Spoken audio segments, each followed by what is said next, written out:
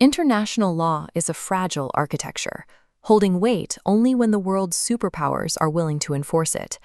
On July 19, 2024, the International Court of Justice issued an advisory opinion declaring the Israeli presence in the occupied Palestinian territory completely unlawful.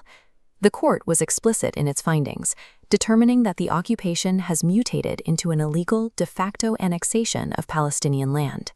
On the ground, the physical reality reflects this annexation, with heavy machinery actively dismantling civilian residential infrastructure across the West Bank. This data visualization displays the UN OCHA findings from early 2026, recording 753 structures demolished and 1,013 Palestinians displaced in a matter of months. Despite a direct ruling from the world's highest court and these verified figures, lawmakers in Washington have offered no response. When a global superpower remains silent in the face of verified violations, international treaties cease to be a deterrent and become mere suggestions. The collapse of legal obligations extends to Gaza. Under Articles 55 and 59 of the Fourth Geneva Convention, an occupying power must ensure the provision of civilian aid.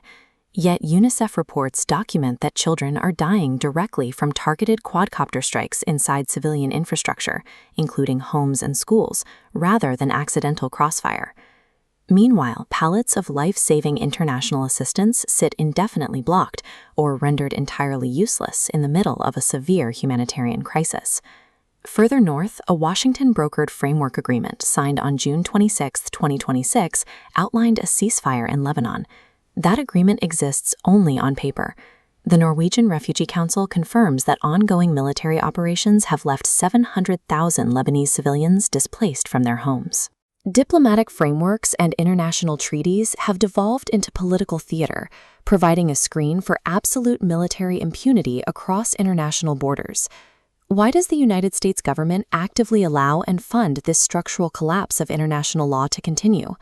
A major part of the answer lies with the American Israel Public Affairs Committee and its super PAC, the United Democracy Project. This comparative bar chart visualizes the scale of this lobbying effort, logging a record-breaking $126.9 million spent during the 2023 to 2024 election cycle.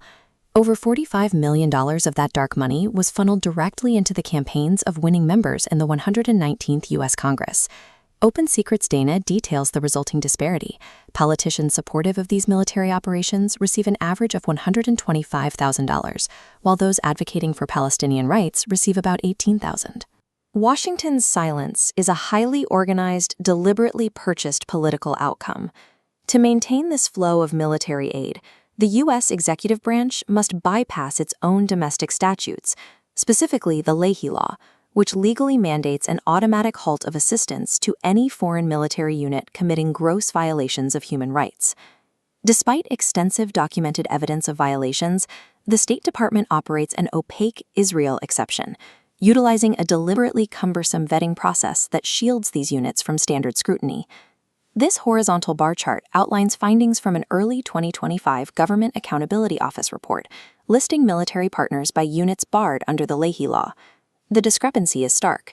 Ukraine has 11 barred units, Jordan has 9, Egypt has 3, while Israel has 0. The United States government is actively dismantling its own domestic human rights legislation to ensure an uninterrupted supply of weapons to a single client state. With the legislative and executive branches captured by massive political spending, the push for accountability has been forced into the judicial system. In December 2024, a landmark lawsuit was filed against the State Department under the Administrative Procedure Act. The plaintiffs, which include the human rights organization Dawn and Palestinian survivors, are demanding judicial oversight over billions of dollars in American arms transfers. Their central legal argument is straightforward. The State Department's unique consultative vetting process for Israel directly violates established U.S. law. When Congress is bought and treaties are ignored, the courage of survivors forcing the law to work is the last defense.